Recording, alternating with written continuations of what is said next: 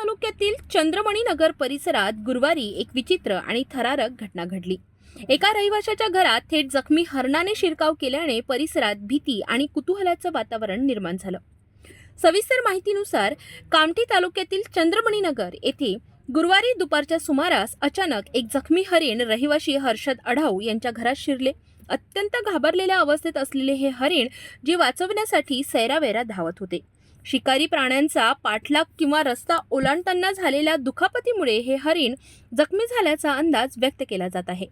उघड्या दारातून थेट घरात शिरलेले हे हरिण एका कोपऱ्यात जाऊन बसले। घरात अचानक वन्य प्राणी दिसताच आढाव कुटुंबीय काही काळ दचकले। मात्र हरणाची दयनीय अवस्था पाहून त्यांनी संयम राखत तातडीने स्थानिक नागरिकांना माहिती दिली। घटनेची माहिती पसरताच परिसरात नागरिकांची मोठी गर्दी जमली। काही काळ परिसरात भीतीचे आणि खळबळजनक वातावरण पाहायला मिळाले। दरम्यान नागरिकांनी तात्काळ वन विभागाशी संपर्क साधला। माहिती मिळताच वन विभागाचे पथक घटनास्थळी दाखल झाले।